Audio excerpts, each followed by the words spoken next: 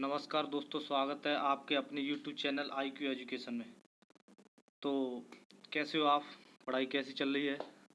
चलो देखते हैं आपने कल क्या पढ़ा था। कल हम लोगों ने पढ़ा था विद्युत क्षेत्र की तीव्रता। विद्युत क्षेत्र की तीव्रता क्या होती है? E = F/Q।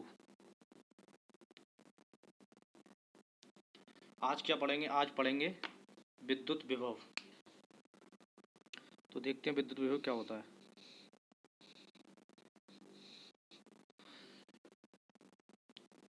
इकाई धनावेश को अनंत से किसी विद्युत क्षेत्र में स्थित किसी बिंदु तक लाने में जितना कार्य करना पड़ता है उसे उस बिंदु का विद्युत विभव कहते हैं। जैसे ये है आपका विद्युत क्षेत्र, यहाँ से कोई आपको चार्ज लाने में जितना टाइम लग रहा है उसी को वर्क कहते हैं। यहाँ से यहाँ तक लाने में जितना भी वर्क करना पड़ रहा है उसी को विद्युत विभव कहते हैं। Q। यहाँ V क्या है? V आपको विद्युत विभव रिप्रेजेंट करता है। W वर्क है, Q चार्ज है। ठीक है, तो अब आगे देखते हैं अपन। न्यूमेरिकल दे रखा है।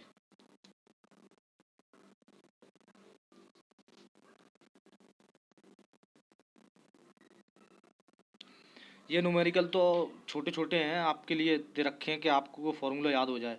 मैं थ्योरेटिकल क्लियर करने के बाद में आपको पूरी थ्योरी पढ़ाने के बाद में आपको न्यूमेरिकल की क्लास लगाऊंगा। 50 to 60 न्यूमेरिकल होंगे पर सब्जेक्ट में, वो पर चैप्टर में 50 to 60 न्यूमेरिकल होंगे, जो आपके ग्रुप डी के लिए, नवोदय में लैब अटेंडेंट के लिए और अन्य एग्ज़ाम होते हैं, एयरफोर्स, नेवी, NDA, इन सब के लिए बहुत लाभदायक होते हैं। तो देखते हैं, चलो एक न्यूमेरिकल, छोटा सा न्यूमेरिकल है। इसमें क्या पूछा है? 10 कूलाम आवेश को विद्युत क्षेत्र के अंदर लाने में 100 जूल कार्य करना पड़ता है, तो विद्युत विभव ज्ञात कीजिए। तो आपका फॉर्मूला क्या था? V = कार्य अपॉन चार्ज। ठीक है, इसमें क्या दे रखा है? आपको चार्ज दे रखा है, तो V वर्क डन कितना है? 100 जूल। चार्ज कितना है? 10। Cancel. V = 10 joule upon coulomb. इसका आपको मात्रक भी याद करना है। विद्युत विभव का मात्रक क्या होता है?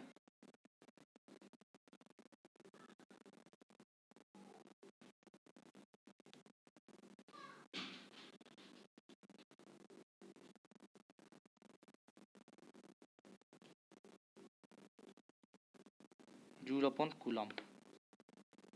ये भी पूछ लिया जाता है एग्जाम में, ध्यान रखना है।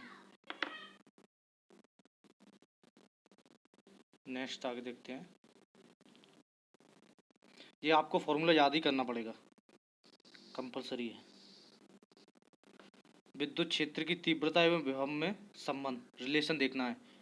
जो विद्युत क्षेत्र की तीव्रता है और विभव है उसके अंदर रिलेशन देखना है। तो आपको डायरेक्टली ये फॉर्मूला याद कर लेना है। E = V/R relation. Okay, next देखते हैं।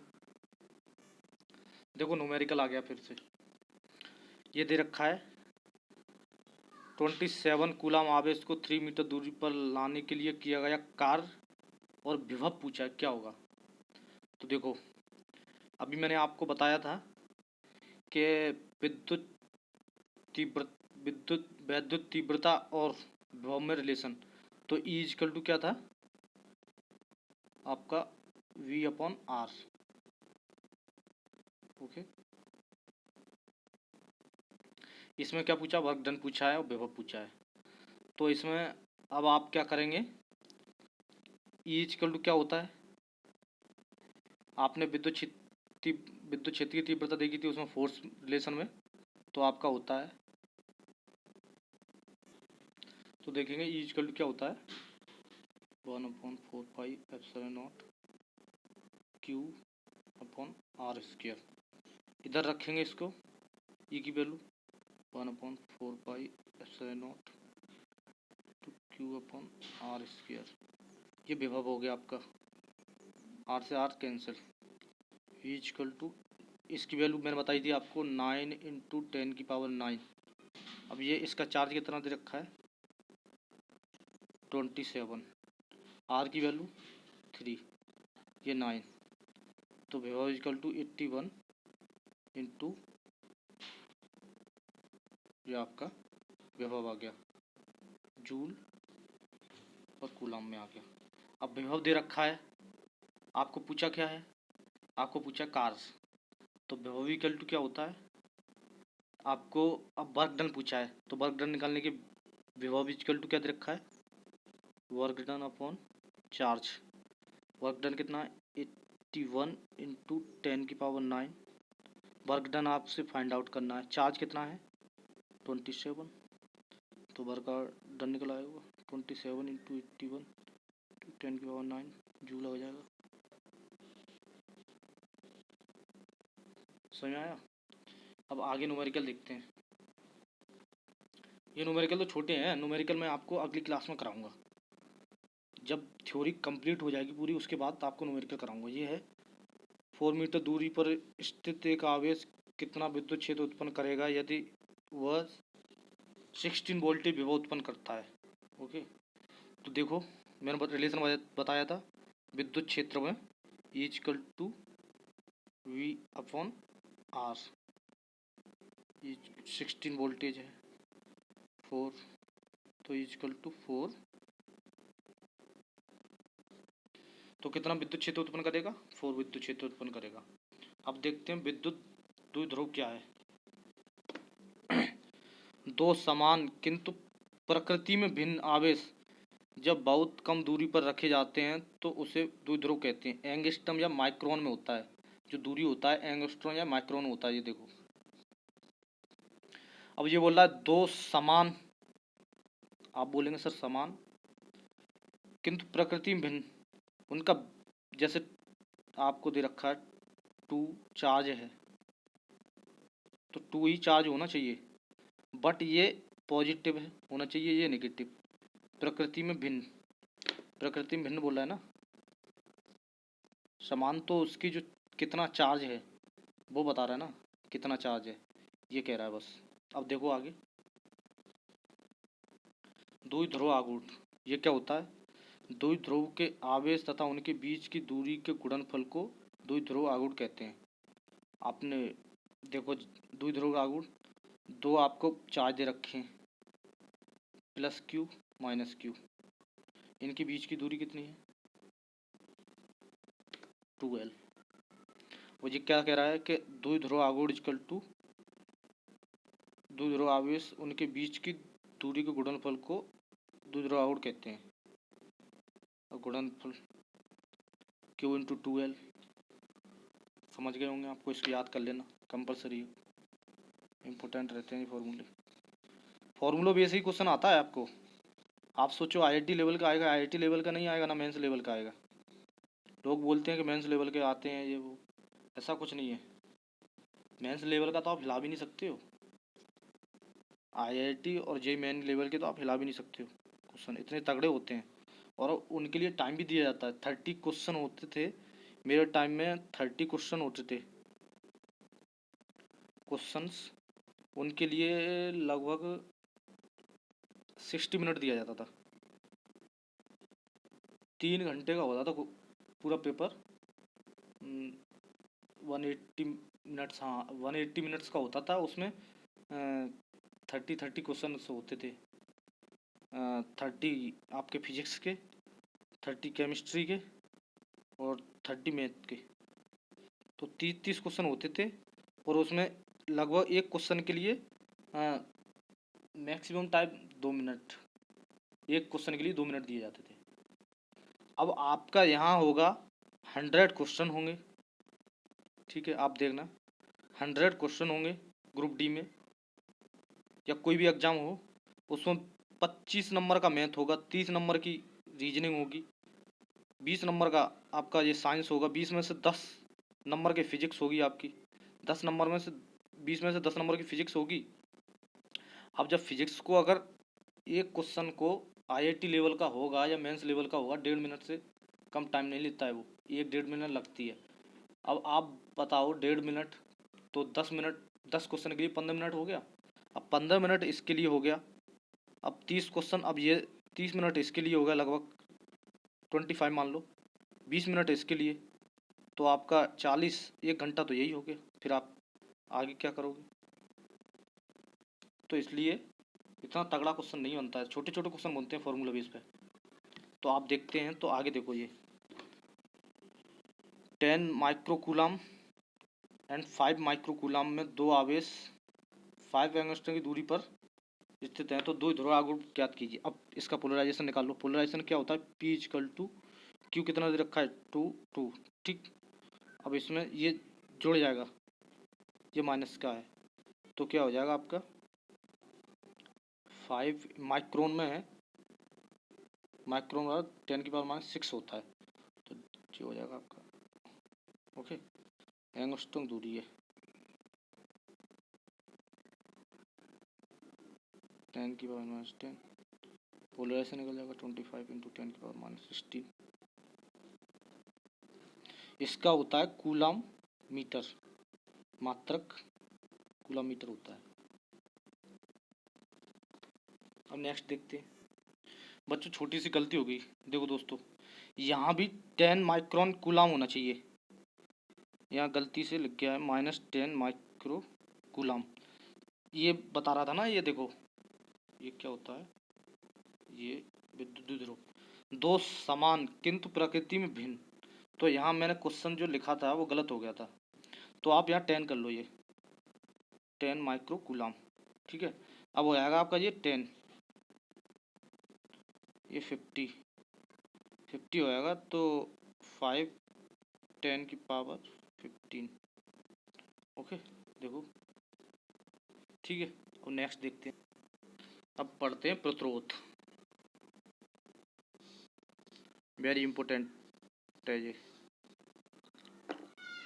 धारा का प्रतिरोध कर विरोध, धारा का जो विरोध करने वाला गुण प्रतिरोध कहलाता है। प्रतिरोध का मात्रक ओम होता है। इसका जो संकेत होता है आप देख सकते हो ऐसे करके। अब आप बोलोगे सर जो बल्ब है उसमें भी रेजिस्टेंस होता है, तो आपने वो नहीं, वो भी, हाँ वो भी रेजिस्टेंस होगा, आपका बल्ब भी रेजिस्टेंस होगा, ये रेजिस्टेंस का भी काम करता है, वो उसमें भी रेजिस्टेंस होता है। बल्ब बना रहा हूँ आपका, ये यहाँ पे फिलामेंट लगा होता है, ये भी रेजिस्टेंस है, बल्ब भी एक रेजिस्टेंस का काम करता है। जैसे हीटर हुआ आपका, रॉड हुई, जो कोई भी होगा रेजिस्टेंस का काम करेगा आपका, ठीक, विरोध करता है।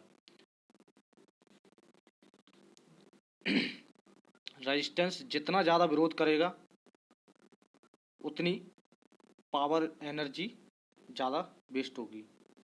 जैसे आप देखते हैं कि 100 किलोवाट का जो आपका बल्ब होता है वो देन 500 वाट के बल्ब से कम एनर्जी खपत करता है। 500 वाट का बल्ब होता है वो ज़्यादा एनर्जी खपत करता है, तो इसीलिए बोला जाता है कि कम वाट का बल्ब, मतलब उसमें रेजिस्टेंस कम होगा ना, तो V इक्वल टू समानुपाती रेजिस्टेंस।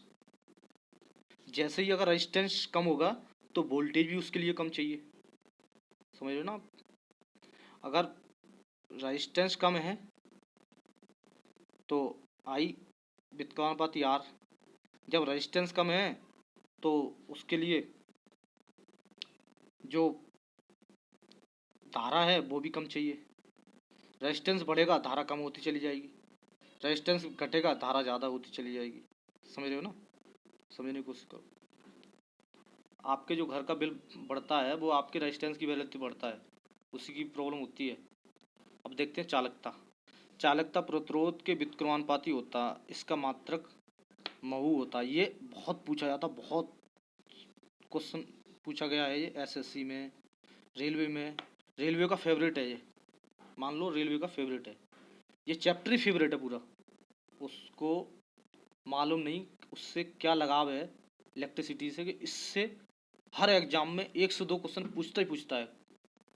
हर एग्जाम मतलब हर शिफ्ट में कैसे भी कैसे घुमा के पूछेगा आपसे।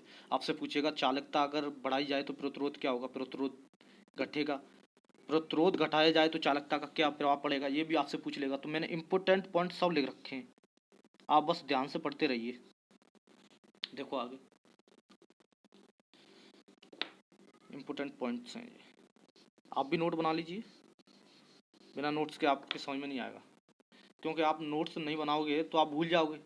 वीडियो बार बार थोड़ी नहीं देखोगे, वीडियो को पॉज करो, पुश करने के बाद में वीडियो को फिर नोट्स बनाओ, फिर आगे देखो। जो मैं न्यूमेरिकल करा रहा हूँ उनके लिए आप कॉपी रखो, पेन रखो, मेरे से पहले उसके सॉल्व कर थ्योरी पढ़ो, थ्योरी पढ़ने से पहले पढ़ने के बाद न्यूमेरिकल पहले सॉल्व करने की कोशिश करो। इससे क्या होगा कि आपके एग्ज़ाम में इजीली आप प्रैक्टिस करके जाओगे तो आपका क्वेश्चन गलत होने का कोई चांस नहीं है। चलो देखते हैं। चालकता बढ़ने पर धारा तेजी से बहेगी। जैसी चालकता बढ़ेगा धारा तेजी से बहेगी, मतलब प्रतिरोध कम होगा, धारा तेजी से बहेगी। प्रतिरोध जितना कम होगा चालकता उतनी अधिक होगी। प्रतिरोध जितना कम होगा, ये देखो इन्वर्सली प्रोपोर्शनल है ना, चालकता रेजिस्टेंस का इन्वर्सली प्रोपोर्शनल है और रेजिस्टेंस भी चालकता का इन्वर्सली प्रोपोर्शनल है। तो इसीलिए तो बता रहा हूँ आपको, आप क्रॉस मल्टीप्लाई कर दो ना, संभव है। तापमान, ये क्वेश्चन फेवरेट है। मैंने इंडियन कोस्ट गार्ड का पेपर दिया था आपका 2020 में फर्स्ट, उसमें पूछा गया था कि तापमान बढ़ाने पर धातुओं का प्रतिरोध बढ़ जाता है, घट जाता है, समान रहता है, इनमें से कोई नहीं। तो देखो तापमान बढ़ाने पर धातु का प्रतिरोध बढ़ जाता है जिसके कारण चालकता घट जाती है। तो मैंने आपको ये इम्पोर्टेंट कर दिया, लो आप इसको याद कर लेना, हाईलाइट कर देता हूँ इम्पोर्टेंट चीज़ों को, आप पढ़ते रहो बस। तापमान बढ़ाने पर अर्धचालकों का प्रतिरोध घट जाता है।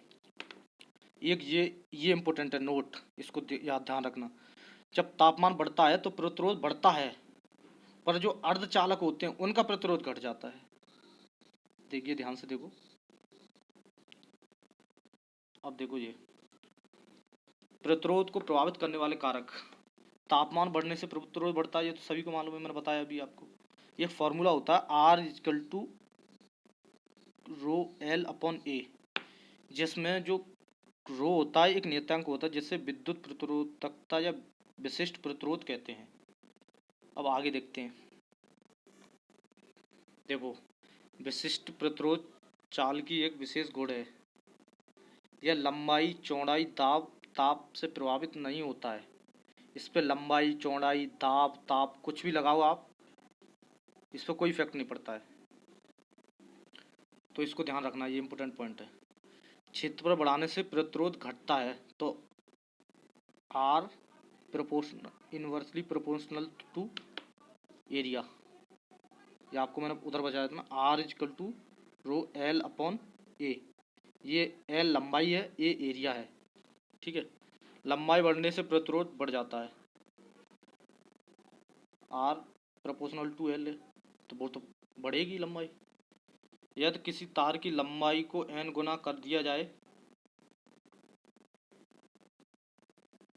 देखो यदि किसी तार की लंबाई को n गुना कर दिया जाए तो उसका प्रतिरोध भी n गुना हो जाएगा, ठीक है।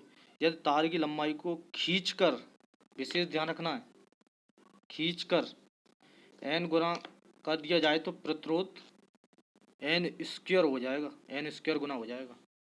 अब देखते हैं विशिष्ट प्रतिरोध तभी बदला जाएगा जब पदार्थ को बदला जाए। जो मैंने बताया था आपको, रो क्या होता है, विशिष्ट प्रतिरोध होता है।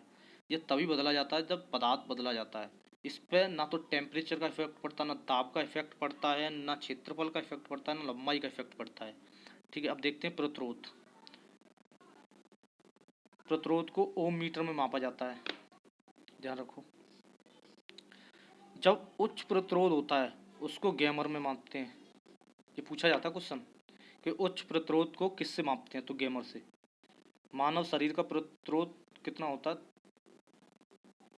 100 होता है, सॉरी ये 200 लिख गया गलती से, 100 पढ़ा है मैंने, 100 ही होता है, कंफर्म करूँगा मैं, बताऊँगा आपको, 100 होता है ये।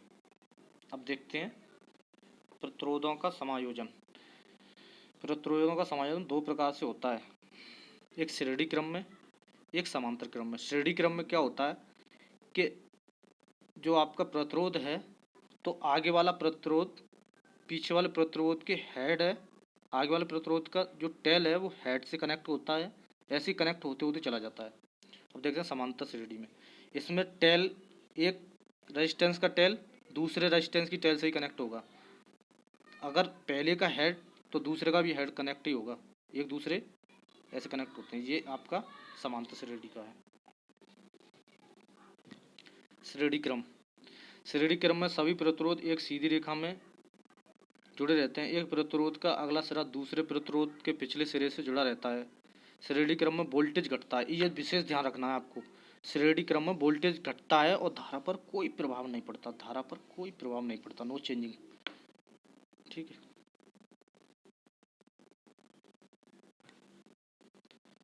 इस प्रकार के समायोजन में किसी एक स्थान पर खराबी हो जाने पर दूसरे परपथ का काम करना बंद हो जाता है, बंद कर देता है, दूसरा परपथ काम करना बंद कर देता है। बिजली, घर से बिजली लाने के लिए श्रेणी क्रम का प्रयोग करते हैं। आप देखिए R1, R2, R3, R4 से लेके Rn तक दे रखा है। तो श्रेणी क्रम में क्या होता है, R total equal to R1 plus R2 plus R3 plus R4 so on Rn। तो नेक्स्ट देखते हैं आप, अब देखते हैं समांतर क्रम।